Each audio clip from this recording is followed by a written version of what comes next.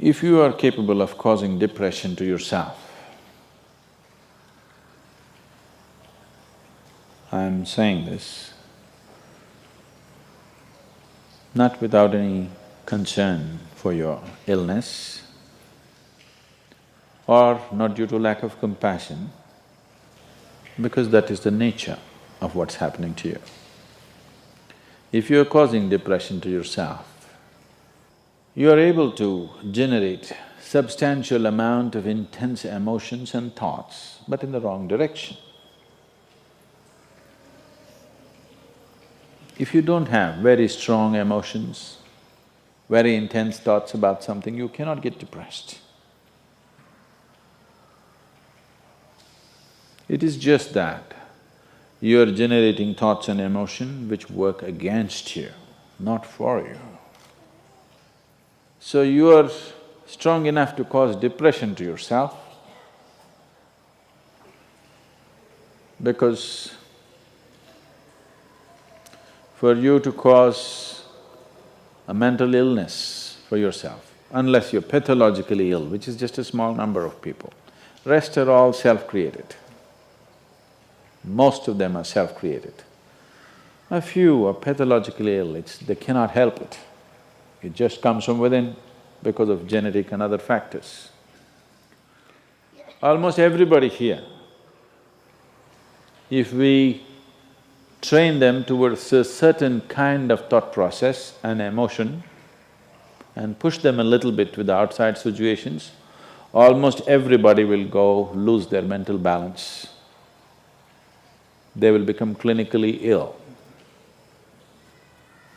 They can be driven to madness, I'm saying, because the line between sanity and insanity is very thin. People keep pushing it. You get angry, you're pushing the line. It's a thin line. In fact, when you get angry, you know you're pushing the line. That's why the expression, I was mad at somebody. You're not mad at somebody, you're just going mad. You cannot be mad at somebody. You're just pushing your sanity, the boundaries of sanity, and moving into insanity for a certain period of time and coming back. You do one thing every day, you try this, 10 minutes a day. Try intense anger on somebody. What?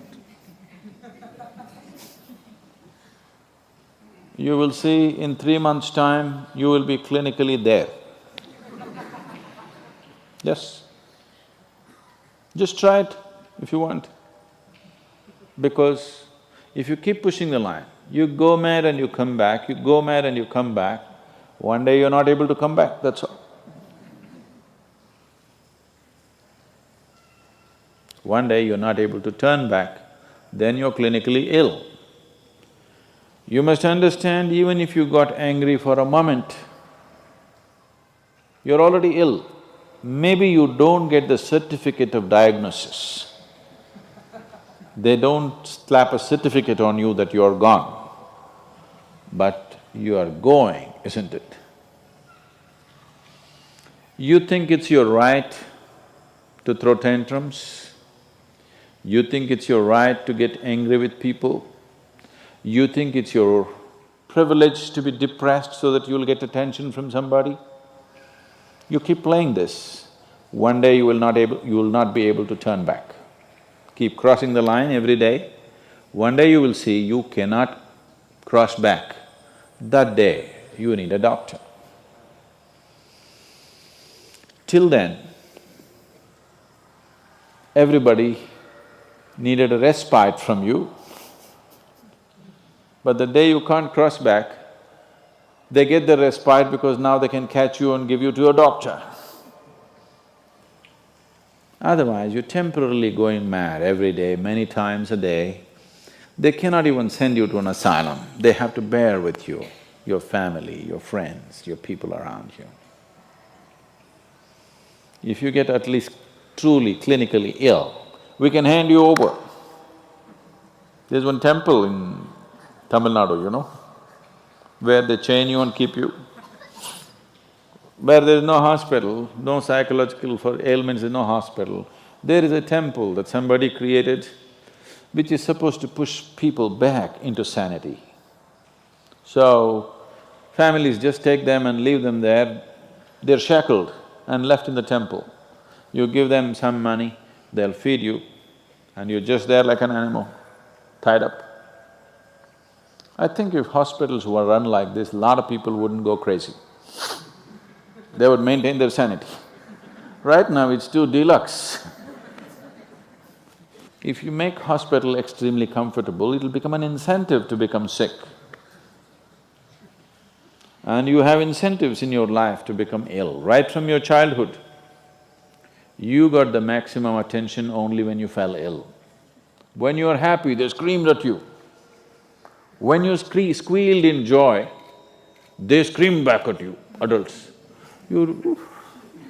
then boo-boo, boo-boo, boo-boo, boo-boo. When you are a child, physical illness is good because you'll get attention from your mother and father and everybody around you, and you don't have to go to school on that day. So you learn the art of falling physically ill. But once you get married, you learn the art of becoming mentally ill. Because if you want to get attention, you go sit in a corner, act depressed, people will pay attention to you. So, you keep playing this game, one day you're not able to cross the line back. That day, you're clinically ill. Unfortunately, in many ways, not just in the way that I said now, in many different ways, I would say 70% of illnesses on the planet, all kinds, are self-created.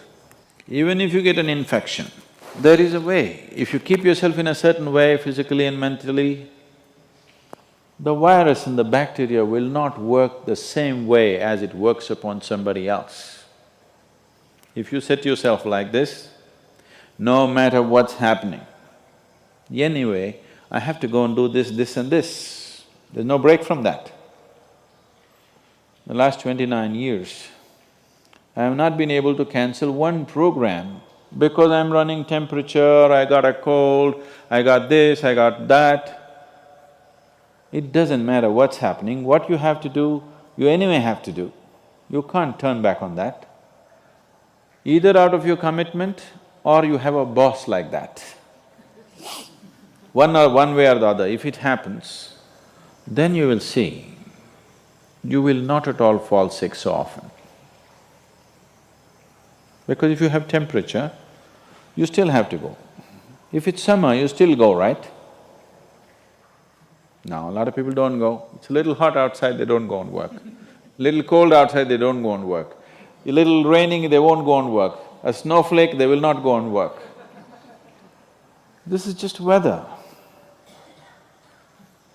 So for every change in weather, if you have the comfort of covering yourself in a blanket and lying down, once you create that, your body will learn to fall sick as often as possible. If you just keep it this way, it doesn't matter what it is, anyway I have to go and do what I have to do, you will see your body will just bounce back as quickly as possible, even if it gets the worst kind of infections. So, you just have to set the necessary conditions for health, necessary incentives for health, both for yourself and your children if you have them. Do not set incentives for sickness. The child is sick, observe him from a distance, never go cuddling. He knows that's the worst time of his life and he knows he has to get well soon. And give him the best attention when he is joyful. You will see he naturally learns from within. His very chemistry will learn that it pays to be joyful, it doesn't pay to be sick. If you make this very clear to your own biology, to your own chemistry and to everybody around you, you will see people will not fall sick as often as they are right now. So set that up for yourself. You will see you will get healthy. If you can turn your mind this way, you can also turn it this way. I want you to understand this. No, I'm like this because my father abused me when I was 7 years of age. If you know all that bullshit, you can as well turn yourself around, isn't it? It's time. You must understand, mentally, physiologically, chemically, energy-wise, you must clearly understand it doesn't pay to be sick, unhappy, depressed. It doesn't pay. To be joyful and ecstatic, it pays. If you make this clear to all these people inside, they will all behave properly.